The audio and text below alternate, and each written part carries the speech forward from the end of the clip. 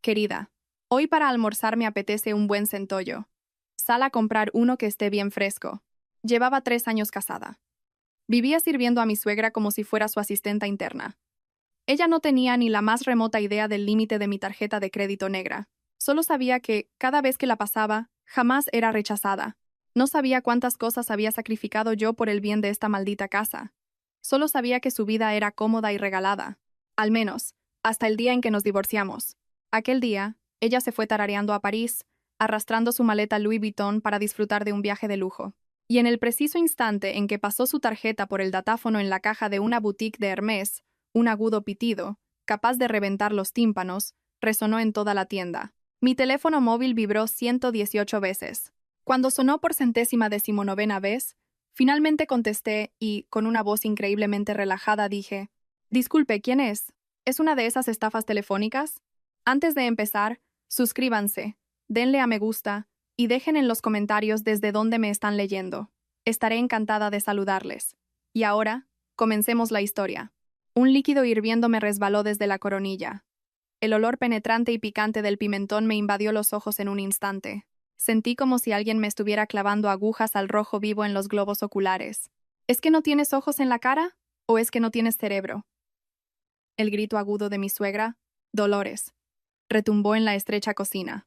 Las gotas de saliva que salpicaban de su boca llegaron más lejos que el caldo del guiso que me había arrojado sobre la cabeza. ¿Cuántas veces tengo que decírtelo?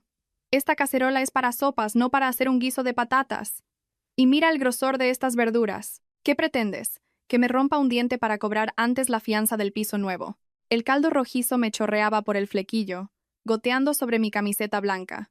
Era una camiseta que había comprado por 9,99 € en las rebajas de Zara. Aunque era barata, la había cuidado y usado durante 3 años. La mancha roja se extendió rápidamente, como una flor podrida que hubiera estallado en mitad de mi pecho. No me limpié el caldo. Simplemente, agaché la cabeza y fijé la vista en mis zapatillas de andar por casa, desgastadas y deshilachadas. La vergüenza y la tensión hicieron que los dedos de mis pies se encogieran dentro de ellas, como si mis uñas fueran a perforar la suela de goma. Desde el salón, llegaban las risas enlatadas de un programa de cotilleos de la televisión, junto con el sutil sonido de alguien pelando una mandarina.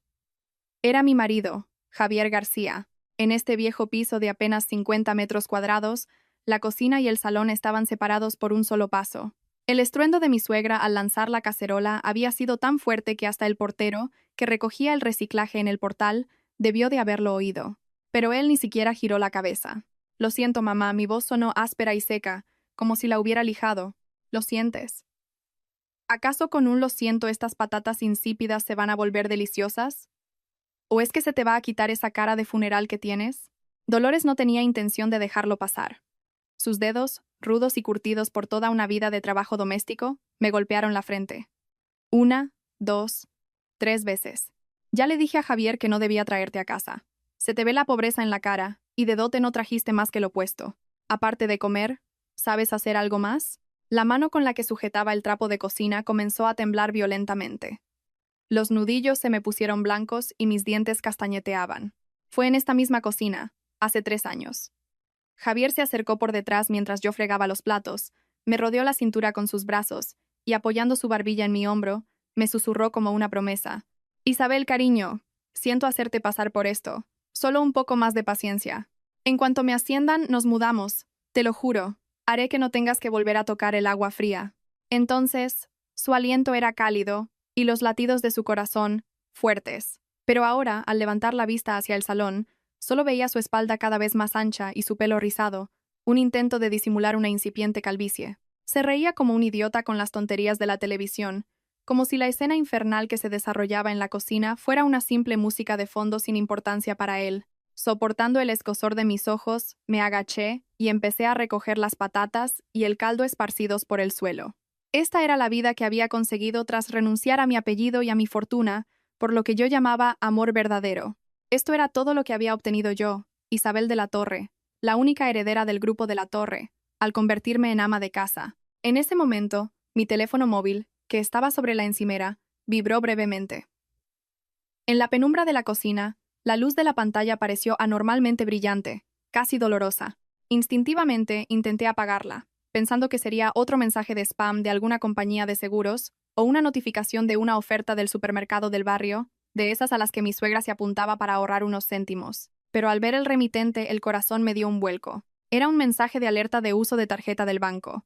Era la tarjeta familiar que le había dado a Javier.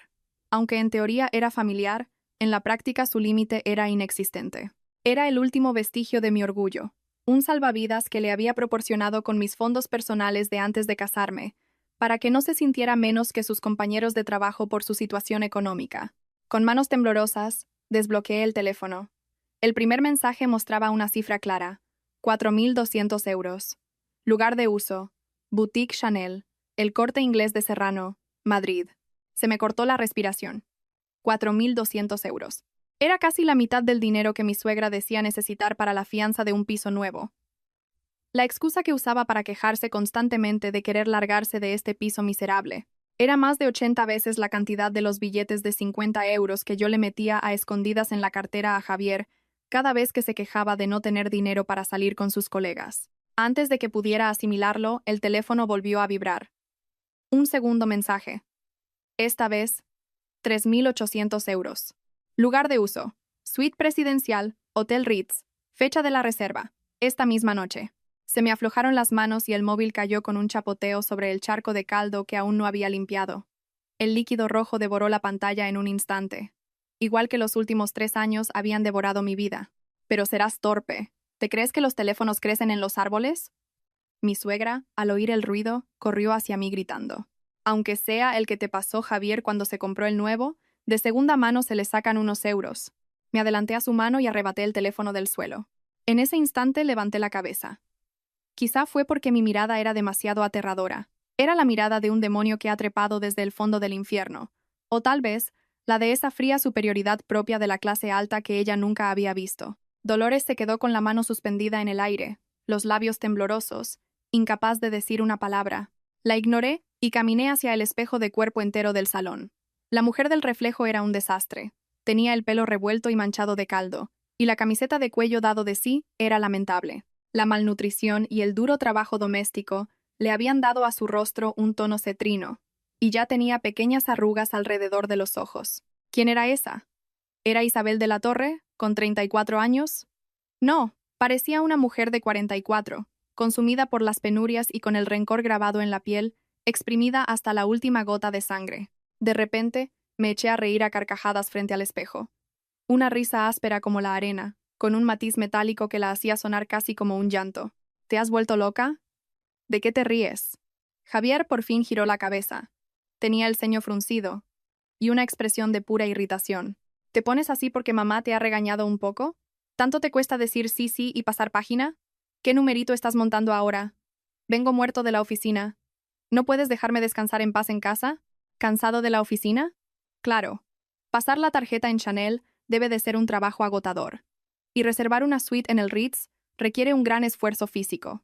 Giré la cabeza y miré fijamente al hombre al que había amado durante 3 años. En sus ojos no había ni una pizca de culpa, solo hastío y desprecio. Ni siquiera vio la mancha asquerosa de mi camiseta. Su mirada se posó en mi rostro apenas un segundo antes de volver, con repugnancia, a la televisión. Dicen que cuando el amor se acaba, hasta respirar se convierte en un delito. Javier lo llamé por su nombre. Mi voz era sorprendentemente tranquila, hasta para mí. ¿Qué? ¿Otra vez pidiendo dinero para la casa? Todavía no he cobrado este mes, dijo él, agitando una mano con fastidio. Vamos a divorciarnos. El aire se congeló. Solo las risas exageradas del programa de televisión seguían sonando, y realmente altas. Javier se quedó con la boca abierta, y la mandarina que sostenía en la mano cayó y rodó bajo el sofá. En la entrada de la cocina, mi suegra Dolores también estaba boquiabierta, petrificada, como si hubiera oído hablar a un extraterrestre. ¿Qué? Javier soltó una carcajada incrédula. ¿Divorcio? Isabel, ¿se te ha metido el guiso en el cerebro? ¿A dónde vas a ir si te divorcias de mí? ¿A arrastrarte de vuelta a la casa de tus padres pobres, que te han desheredado? ¿O vas a dormir en un cajero en la Gran Vía? ¿Con qué te crees que vas a vivir, si no tienes ni 10 euros a tu nombre? Claro. Para ellos yo era un parásito sin familia ni apoyo, una garrapata que vivía a costa de su marido. Bajé la vista hacia mi cuarto dedo. Llevaba un anillo de plata, deslustrado y lleno de arañazos. Me lo había regalado cuando me pidió matrimonio. Ahora no tengo dinero más que para un anillo de plata. Pero algún día te lo cambiaré por uno de diamantes, me había dicho. Lenta, muy lentamente, me quité el anillo del dedo. De tanto usar detergentes fuertes, tenía los nudillos hinchados y el anillo se atascaba. Me raspó la piel, pero tiré de él con fuerza, como si no sintiera dolor. El anillo salió y cayó al suelo de cintasol barato. Ting. Un sonido claro y ligero. Ese pequeño sonido hizo añicos el sueño de los últimos 3 años. Me voy solo con lo puesto, escupí esas palabras y me dirigí al dormitorio. No hubo gritos, ni insultos, ni súplicas llorosas. Del fondo del armario saqué la vieja maleta con la que había llegado a esa casa. Era el único objeto que era verdaderamente mío. Metí un par de cambios de ropa interior y un abrigo que no se había manchado. No toqué los suplementos vitamínicos que había comprado para ganarme el favor de mi suegra, ni las camisas de Javier que planchaba con esmero, ni las cortinas que había elegido con tanto cuidado para que esta casa diminuta pareciera un hogar. Cuando salí al salón arrastrando la maleta, mi suegra estaba mordiendo el anillo que había recogido del suelo. Después de comprobar que era plata de verdad, torció el gesto. Vaya, vaya, así que te vas de verdad. No vengas luego llorando y suplicando que te aceptemos de vuelta. Javi, déjala. A ver cuántos días aguanta ahí fuera. A las mujeres de hoy en día se les suben los humos porque se las mima demasiado. Unos días pasando hambre y ya verá lo que vale un plato de comida caliente. Javier ni se levantó del sofá. Me miró desde arriba, con las piernas cruzadas y una expresión de total confianza. Isabel, déjate de teatros. Si sales por esa puerta, te quedas literalmente en la calle. Si pides perdón ahora mismo y limpias el suelo, haré como que no ha pasado nada. Lo miré. Con la misma mirada con la que se mira una bolsa de basura que no se puede ni reciclar. Javier, recuerda bien mis palabras de hoy. Abrí la puerta de la calle. Una ráfaga del gélido viento de invierno de Madrid entró y se coló por mi ropa fina. Pero, extrañamente, sentí ese frío como algo refrescante. Por fin, el asfixiante olor a guiso había desaparecido. ¡Sas! La puerta se cerró a mi espalda con un sonido pesado. Me quedé en la oscuridad del rellano, bajo la luz parpadeante del sensor de movimiento. Saqué mi teléfono con la pantalla rota y marqué un número que había mantenido sellado durante 3 años. Antes de que sonara el primer tono, contestaron. La voz al otro lado del teléfono era la de un hombre mayor, pero grave y autoritaria. Temblaba ligeramente, como si no pudiera creerlo. Era Romero. Soy yo, dije, levantando la vista hacia una telaraña que colgaba precaria de una esquina del techo. Las lágrimas que había contenido empezaron a rodar por mis mejillas, pero las comisuras de mis labios se curvaron en una sonrisa gélida. Ven a buscarme. Hice una pausa.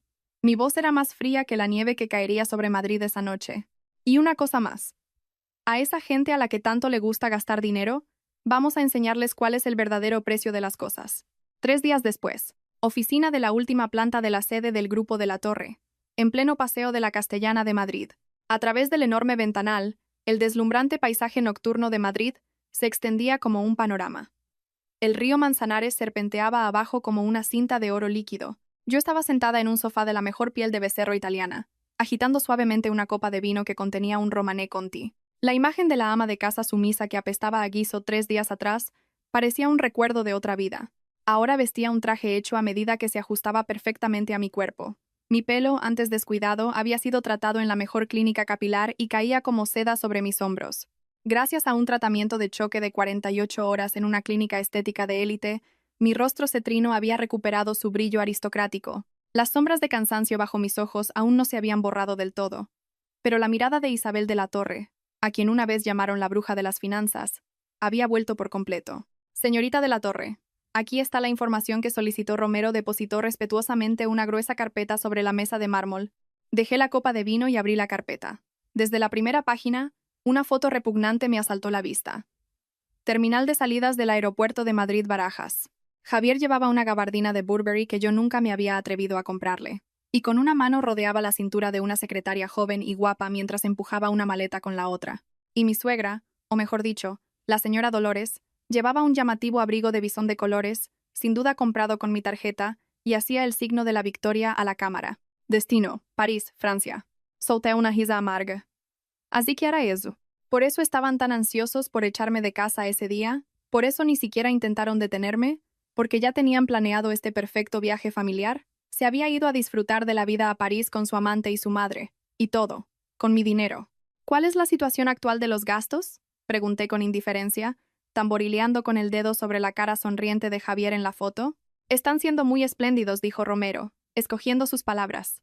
Según el seguimiento en tiempo real del banco, en apenas 6 horas desde su llegada a París, han gastado más de 28.000 euros. Se han registrado en una suite del Hotel Ritz y ya han arrasado varias tiendas de lujo en los Campos Elíseos. 28.000 euros. Cerré los ojos. Me vino a la mente mi propia imagen, regateando con una anciana en el mercado para ahorrarme 50 céntimos en un manojo de perejil. Recordé la cara de Dolores, sermoneándome durante media hora con el dedo en mi nariz por haber tirado unas pocas sobras de comida. Y la cara de Javier diciéndome con todo el descaro del mundo que fuera a pedirle dinero a mi familia porque quería cambiar de coche. Estaban usando mi dinero para disfrutar de los lujos que yo nunca me había permitido, pisoteando mi dignidad. Bien abrí los ojos. Mi mirada era gélida. Romero. Sí, señorita. Llama al banco. Que bloqueen esa tarjeta negra inmediatamente. Romero dudó un instante, pero luego asintió. ¿Lo tramitamos como una denuncia por pérdida? No me levanté y caminé hacia el ventanal. Miré a la mujer fría que me devolvía el reflejo. Tramítalo como uso de tarjeta de titular fallecido. Al fin y al cabo, para esa familia, Isabel de la Torre ya está muerta, ¿no? Me di la vuelta con una sonrisa cruel. Y contacta con nuestro equipo legal en París.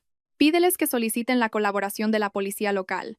Diles que una banda de estafadores de España está de compras por la ciudad con una tarjeta robada. Vamos a ofrecerles un servicio de primera clase que no olvidarán en su vida. Entendido, señorita Romero hizo una profunda reverencia y se retiró.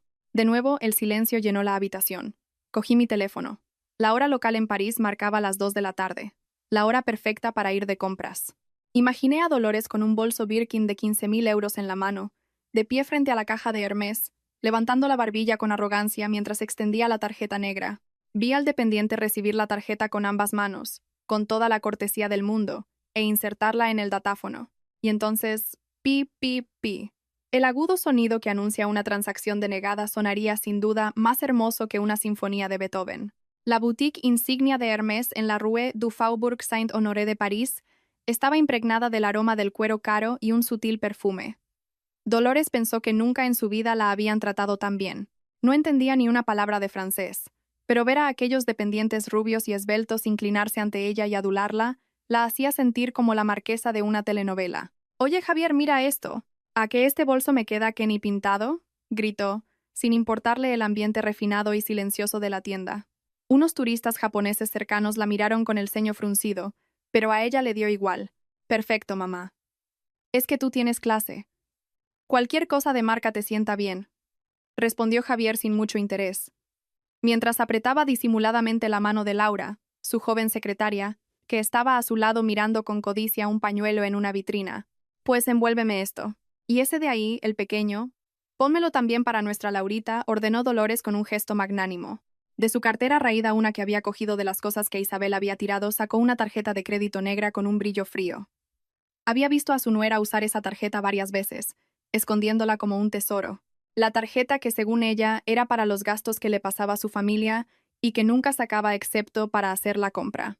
«Ja. Ahora es toda mía», pensó. Dolores dejó la tarjeta sobre el mostrador de cristal con un golpe seco y levantó la barbilla. El dependiente, aunque internamente frunció el ceño ante la mala educación de la clienta, mantuvo su sonrisa profesional al ver la tarjeta negra, símbolo de la élite más adinerada, y la recogió con ambas manos. La insertó en el datáfono e introdujo el importe. 1 segundo, 2 segundos. Pero en lugar del elegante sonido de la impresora de recibos, un sonido ominoso rompió el silencio de la tienda. «Pip, pip, pip». Una luz roja en el datáfono parpadeó frenéticamente. La sonrisa desapareció del rostro del dependiente. Su mirada, tras leer el mensaje en la pantalla, cambió en un instante. Ya no era la mirada con la que se atiende a un cliente VIP. Era la mirada con la que se observa a una rata que se ha colado en un banquete. Madame, la voz del dependiente ya no era amable. Los miró con recelo y dijo con rigidez: «La transacción ha sido denegada. Esta tarjeta ha sido reportada como robada o perdida». «¿Qué dice este gabacho?», gritó Dolores, aunque no entendía nada. «¿Se ha estropeado la máquina o qué? Vuelve a pasarla. Que hay dinero de sobra». El rostro de Javier se puso pálido. «¿Qué ocurre?», preguntó. El dependiente, en lugar de responder, pulsó un botón bajo el mostrador. El botón de llamada a seguridad. Al instante, 2 corpulentos guardias de seguridad negros bloquearon la entrada de la tienda como si fueran 2 muros. «Lo lamento. Señores», el dependiente levantó la tarjeta negra como si fuera una prueba del delito. «Esta tarjeta está implicada en un grave delito de fraude. Tendrán que esperar aquí hasta que llegue la policía. ¿La policía? A Javier le temblaron las piernas. Él, por supuesto, sabía a nombre de quién estaba la tarjeta, pero jamás imaginó que su exmujer, esa mujer tímida y tonta, se atrevería a cancelar la tarjeta, y mucho menos que sabría que estaban en París. ¿Qué pasa, Javier? ¿Qué dicen? ¿Por qué no me dan mi bolso? Dolores, sin entender la situación, intentó arrebatarle la tarjeta de la mano al dependiente. Dame mi tarjeta. Ese dinero es mío. Atrás, por favor. Un guardia le bloqueó el brazo bruscamente.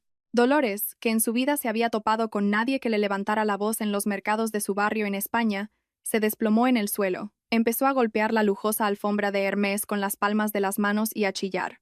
¡Ay, que me matan! Estos extranjeros me están humillando. Ladrones, devolvedme mi dinero. Los otros clientes, que compraban con elegancia, retrocedieron con expresiones de asco. Algunos sacaron sus móviles y empezaron a grabar. Javier sintió como si le arrancaran la piel de la cara a tiras. «Mamá, por favor, levanta». «Para allá».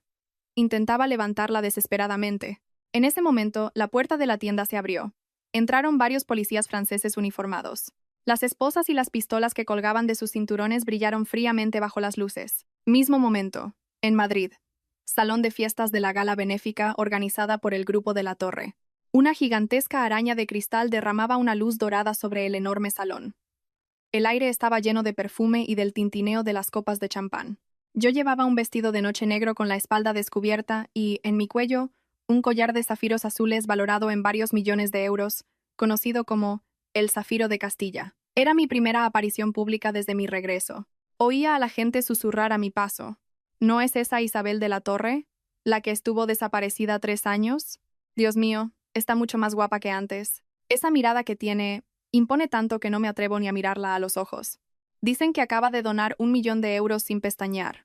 Con una copa de champán en la mano, sonreía con elegancia y perfección, asintiendo a los saludos hipócritas de la gente. En ese momento, mi segundo móvil, el que guardaba en lo más profundo de mi bolso de mano, vibró brevemente. Era el número que había dejado exclusivamente para ellos. Saqué el teléfono y miré la pantalla. Las notificaciones de llamadas perdidas se acumulaban sin fin. 116, 117. Mientras miraba, entró la llamada número 118. Identificador de llamada. Suegra. La sonrisa en mis labios se hizo más profunda. Las esposas de empresarios y magnates que me rodeaban me miraban con curiosidad. Isabel, querida, ¿alguna llamada importante? ¿No para de sonar? Agitando mi copa con elegancia, respondí en voz baja. No, nada importante.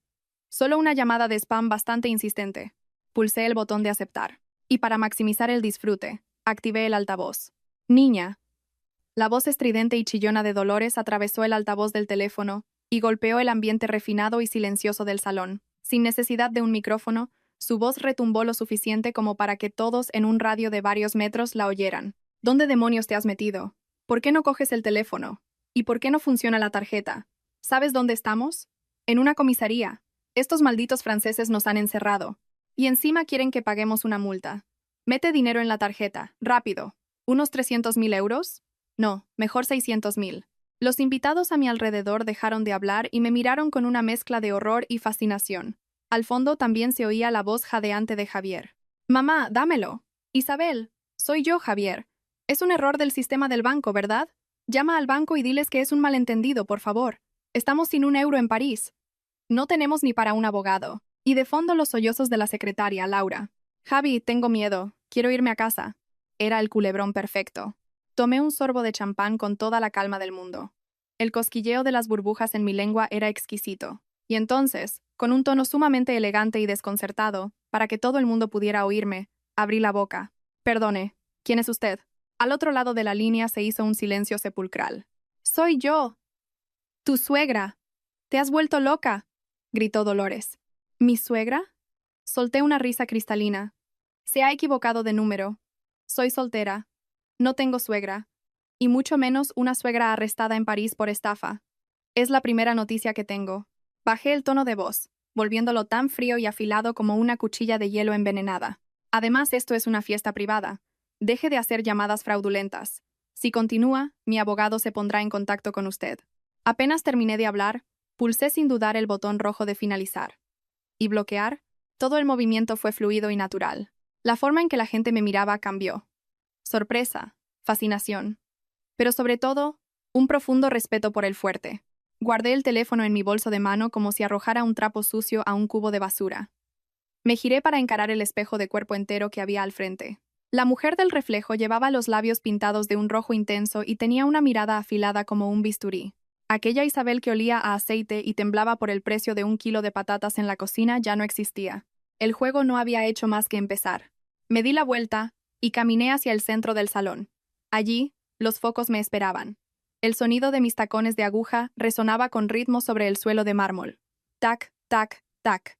Cada paso era como si estuviera pisando los huesos de los miembros de aquella familia. Justo antes de subir al estrado, levanté una mano para apartarme un mechón de pelo que se me había soltado. Mis dedos rozaron el frío zafiro de mi pendiente. El gesto se detuvo. Esa sensación gélida me devolvió a la realidad. Respiré hondo. El aroma de perfumes caros, de flores frescas, y ese olor limpio y metálico del dinero llenaron mis pulmones. Ya no era el aire viciado con olor a humedad y a guiso barato. Bajé la mano y subí al estrado. Los focos se centraron en mi rostro. Me deslumbraron, como la luz del sol que, en una mañana de invierno, iluminaba sin piedad el polvo del suelo, mientras yo fregaba de rodillas. Pero esta vez, la luz no caía sobre mí para humillarme. Era mi coronación. Desde abajo, estalló una ovación atronadora. Los magnates y políticos más importantes del país, todos, me aplaudían. Pero yo sabía que el clímax de esta obra de venganza no había hecho más que empezar. Una semana después. Vestíbulo de la sede del Grupo de la Torre, Madrid. El invierno de Madrid siempre llegaba sin avisar. Cada vez que la puerta giratoria se movía, una ráfaga de viento cortante se colaba en el vestíbulo. Yo acababa de salir de un desayuno de trabajo sobre una fusión empresarial y bajaba del ascensor, escoltada por varios directivos. El sonido de mis tacones sobre el mármol creaba un ritmo regular y firme. Señorita directora, respecto a su agenda de la tarde, me informaba mi secretaria consultando su tablet. Fue entonces cuando un grito escandaloso rompió el solemne orden del vestíbulo. Vosotros, ¿no sabéis quién soy? Soy el marido de la directora Isabel de la Torre. Dejadme pasar. Isabel, cariño, Isabel, esa voz. Reconocería esa voz aunque mis huesos se hubieran convertido en polvo. Me detuve y, con un leve gesto de la mano, detuve a los directivos que me seguían. Mi mirada se clavó en el hombre que forcejeaba con los guardias de seguridad al otro lado del amplio vestíbulo. Aunque solo había pasado una semana, Javier parecía haber envejecido 10 años. La gabardina de Burberry que lucía con tanto orgullo en el aeropuerto estaba arrugada y sucia, como si hubiera dormido en la calle varios días. Su pelo, antes cuidadosamente rizado para ocultar su calvicie, estaba apelmazado y grasiento, con algo parecido a caspa esparcida por encima. Tenía los ojos hundidos y el blanco de los ojos inyectado en sangre, prueba de una ansiedad extrema y falta de sueño. Dejadle pasar, dije con voz tranquila.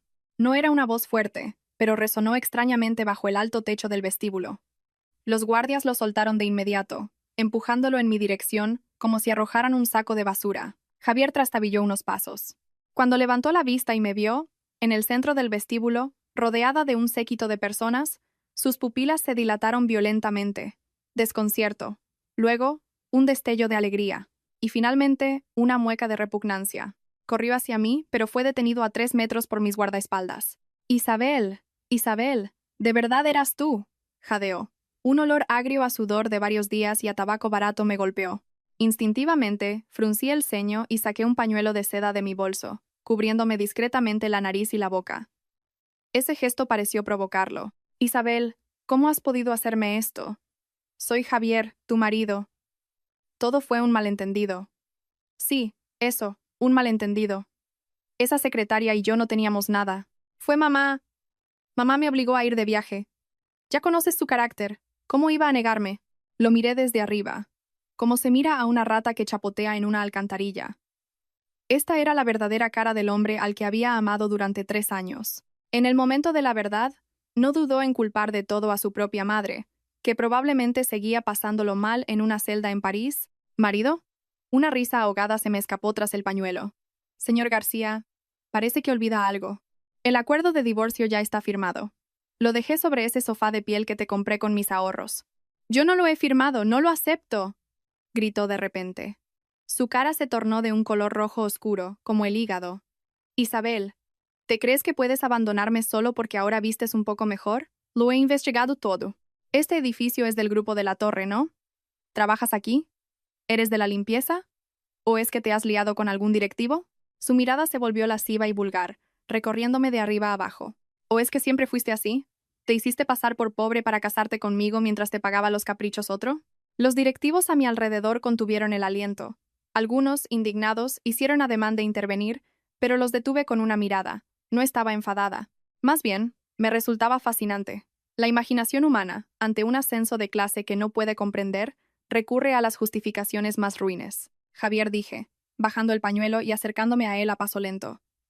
Mis tacones me daban la altura suficiente para mirarlo desde arriba. Por primera vez pude ver con claridad lo grande que se había hecho la coronilla de su calvicie. Levanta la cabeza y mira allí. Con un dedo largo y fino, señalé el enorme panel dorado en el centro del vestíbulo. En él estaba el organigrama de la cúpula directiva del grupo. Justo debajo del nombre del presidente, en la cima de la pirámide, había un nombre en letras claras y negritas. Directora Ejecutiva de Estrategia, Isabel de la Torre. La mirada de Javier siguió mi dedo. Sus ojos se detuvieron en esas letras. Durante mucho, mucho tiempo. Sus labios comenzaron a temblar y su nuez se movió espasmódicamente, emitiendo un sonido gutural y extraño. Directora Ejecutiva, Isabel de la Torre, se giró para mirarme fijamente, y luego volvió a mirar el panel, como para asegurarse de que no era un homónimo. Imposible. Tú... Una maruja sin un duro... Exacto, lo interrumpí. Mi voz era un susurro suave en su oído. Javier, si antes de casarte te hubieras molestado en buscar en Google Isabel de la Torre, o si tan solo hubieras comprobado de qué banco era la tarjeta negra que te di, no estarías pasando por esto. Me incliné para susurrarle, de modo que solo él pudiera oírme. Soy la única hija del presidente del grupo de la Torre. Crujido. Fue como si oyera el sonido del castillo de arena llamado Orgullo desmoronándose dentro de su cabeza. A Javier le fallaron las piernas. Esta vez, sin que nadie lo empujara, se desplomó en el suelo como un pulpo flácido. Sus rodillas golpearon el mármol con un sonido sordo. No, no puede ser. Isabel, cariño, balbuceaba, mientras las lágrimas y los mocos le corrían por la cara. Intentó agarrarme una pierna. No me toques, retrocedí un paso. Mi mirada era más fría que el cero absoluto. Estos zapatos son unos Jimmy Choo de edición limitada de esta temporada. Si los ensucias, no podrías pagarlos ni vendiéndote en el mercado de órganos. La mano de Javier se quedó paralizada en el aire. Ya que has venido por tu propio pie, perfecto, hice un gesto al jefe del equipo legal, que estaba detrás de mí. Señor abogado, ¿tenemos todas las pruebas de la malversación del señor García en la filial a mi nombre? Esa empresa que él creía que era un pequeño taller subcontratado. Sí, señora directora, dijo el abogado, ajustándose las gafas y sacando una gruesa carpeta. El señor García ha malversado un total de 85.000 euros en los últimos 3 años mediante facturas de viaje falsas, inflado de costes de material y otros métodos. Las pruebas son abrumadoras. La policía ya está aquí. ¿85.000? Murmuró Javier, como si estuviera en otro mundo. Su rostro se volvió blanco como el papel. No, eso me lo diste tú. Me lo diste como dinero para gastos. Dijiste que era mi dinero. Te di dinero para gastos, sí, les peté con frialdad, pero nunca te dije que metieras la mano en la contabilidad de la empresa. ¿Creías que no me daría cuenta? ¿Que no sabría que manipulaste los presupuestos de la reforma para comprarle un coche a esa secretaria tuya? Javier, la codicia siempre tiene un precio. A lo lejos, se oyó una sirena. El sonido se fue acercando hasta que atravesó la puerta giratoria y llenó el vestíbulo. Javier empezó a temblar como una hoja. Era el pánico del instinto de supervivencia. De repente, como un loco, empezó a golpear el suelo de mármol pulido con la cabeza, postrándose ante mí. Isabel, lo siento, he sido un idiota. Por favor, perdóname una vez por los viejos tiempos. No quiero ir a la cárcel. Mi madre aún no ha podido volver de París. No puedo entrar yo también. ¿Qué mencionará a su madre? Solté una risita. No te preocupes. Pronto te reunirás con ella. Solo que no será en casa, sino en el mismísimo infierno. Los policías entraron. Unas frías esposas se cerraron alrededor de sus muñecas con un chasquido metálico. Mientras se lo llevaban a rastras, seguía gritando mi nombre con una voz desgarradora. Yo me quedé quieta, observando su espalda hasta que desapareció tras la puerta giratoria. La joven inocente, que una vez se sintió la mujer más feliz del mundo con una de sus dulces palabras, había muerto por completo en ese mismo instante. En su lugar, solo quedaba Isabel de la Torre, una mujer a la que nadie podría volver a doblegar. La oficina estaba agradablemente cálida. Me senté tras mi espacioso escritorio y sostuve un fax que acababa de llegar de París. Era un informe del abogado local. Aunque solo eran letras secas, parecía que el olor a humedad y la desesperación de una celda en el extranjero traspasaban el papel. El informe decía: la sospechosa, Dolores Sánchez, se encuentra detenida por la policía de París por cargos de fraude con tarjeta de crédito a gran escala y resistencia a la autoridad. Incapaz de pagar la fianza o la multa. Presenta síntomas de ansiedad extrema debido a la barrera del idioma y la imposibilidad de comunicarse. Nota adicional. Se niega a comer la baguette y la sopa fría proporcionadas, exigiendo jamón y un plato de lentejas calientes. Fue trasladada a una celda de aislamiento tras agredir a un funcionario que intentaba calmarla. Dejé el informe y cerré los ojos. Me la imaginé perfectamente. La anciana que volcaba la mesa y me trataba como a un animal si el arroz estaba un poco pasado, ahora acurrucada en un rincón de una celda oscura y húmeda en París. Con una baguette dura como una piedra en la mano, probablemente estaría maldiciendo en español y buscando a su nuera ingrata. Lamentablemente para ella, allí nadie la entendería. Nadie en la romántica ciudad de París iba a tolerar sus rabietas. Exigir que la trataran con respeto y montar un escándalo era algo que solo funcionaba en el salón de su casa en España. La agresividad verbal, que había sido su arma durante toda su vida, allí solo le había valido una porra más dura y una celda más fría. Ese era el tour exclusivo por París que le había regalado. Romero. Sí, señora directora. Fíltralo a la prensa, dije, mirando el cielo gris por la ventana. El titular lo pongo yo. El yerno de una importante familia empresarial, detenido por malversación para mantener a su amante. Su madre arrestada en París por estafa internacional. Quiero la foto de Javier y su secretaria abrazados en el aeropuerto. Y el vídeo de las cámaras de seguridad de Dolores tirándose al suelo en Hermès. Sin pixelar y en alta definición. Entendido, asintió Romero. Tras un momento de duda, preguntó: ¿publicamos también la identidad de la señora directora? No me levanté y me acerqué al ventanal. Yo soy la víctima. Una pobre mujer engañada por un mal hombre, que vivió reprimida durante 3 años. Dejaré que los detectives de Internet descubran por sí mismos que soy la heredera del grupo de la Torre. La verdad siempre es más impactante cuando la descubres por ti mismo que cuando te la sirven en bandeja. El juicio de la opinión pública es mucho más rápido y cruel que el de la justicia. Mi intención era que los nombres de Javier y su familia fueran borrados por completo del mapa social de España, que no pudieran ni comprar una barra de pan sin soportar las miradas y los susurros de la gente. Esa era mi forma de saldar cuentas. No una simple compensación económica, sino un aniquilamiento social absoluto. 3 meses después, principios de la primavera en Madrid, el frío tardío aún era intenso. Un Maybach negro se deslizó lentamente por la plaza frente a la estación de Atocha. Desde el exterior, las lunas tintadas impedían ver el interior, pero yo podía ver el exterior con total claridad. Este era el punto de encuentro de los sin techo, de los desterrados por la sociedad. Señorita, ahí está, dijo el chofer, reduciendo la velocidad. Dirigí la mirada hacia donde señalaba, la entrada de un paso subterráneo lleno de grafitis, junto a una montaña de cajas de cartón sucias y botellas de plástico vacías. Una anciana, con la espalda encorvada y vestida con harapos, ataba con dificultad unos fardos de cartón a un carrito de la compra destartalado. Era Dolores. Había sido deportada y devuelta a España. Gracias al escándalo que sacudió los medios, todos los bienes de la familia García fueron embargados para pagar la deuda de la malversación y mi pensión compensatoria. Sus parientes los evitaron como a la peste. Nadie la acogió. La anciana que intentó actuar como una reina en la boutique de Hermès de París con mi abrigo de bisón, ahora llevaba un anorak de hombre, claramente recogido de un contenedor de ropa, que le quedaba enorme. Su pelo canoso, sin peinar, estaba enmarañado como paja podrida. La vi trastabillar y perseguir durante varios metros una lata de Coca-Cola vacía que rodaba por el viento. Pero un joven sin techo a su lado fue más rápido y la cogió antes. ¡Tú! ¡Eso es mío! ¡Ladrón de mierda!, gritó Dolores con su familiar virulencia. Pero su voz, antes atronadora, ya no era más que un graznido ronco que se perdió en el aire. El joven ni la miró, la empujó a un lado. Dolores cayó de culo sin fuerza. En el suelo, todavía había restos de nieve sucia y derretida. Se quedó sentada, a punto de golpear el suelo y empezar a llorar a gritos. Pero solo movió la boca, sin emitir sonido. Quizá por el hambre, o quizá porque por fin había comprendido que ya nadie iba a escuchar sus exigencias. Solo un jadeo áspero, como el de un fuelle roto, salió de su garganta, bajó la cabeza y se miró las manos, ennegrecidas por los sabañones. Recordé el caldo de guiso que me había tirado por la cabeza. Recordé su boca codiciosa mordiendo el anillo de plata. Recordé su voz enloquecida, exigiéndome 600.000 euros por teléfono. Mi mano se posó sobre el botón para bajar la ventanilla. Si lo pulsaba, la ventanilla bajaría, y ella me vería.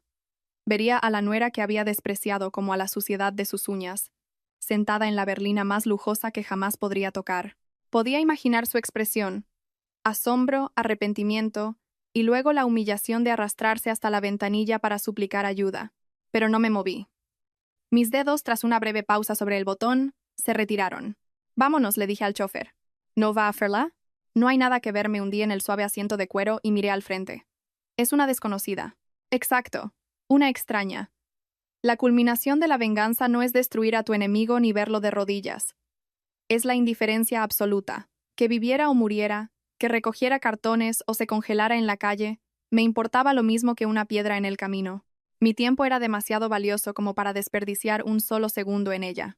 El coche aceleró, incorporándose suavemente al tráfico, convirtiendo su figura encorvada en un punto diminuto en el retrovisor.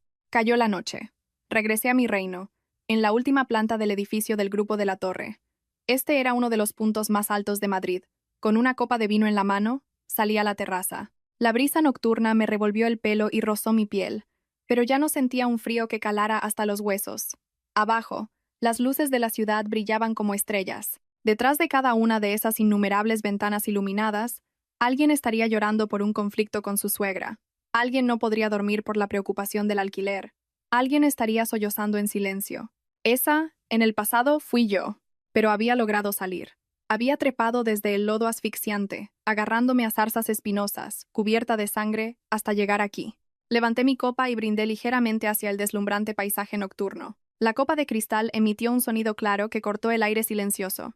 Por Isabel de la Torre susurré.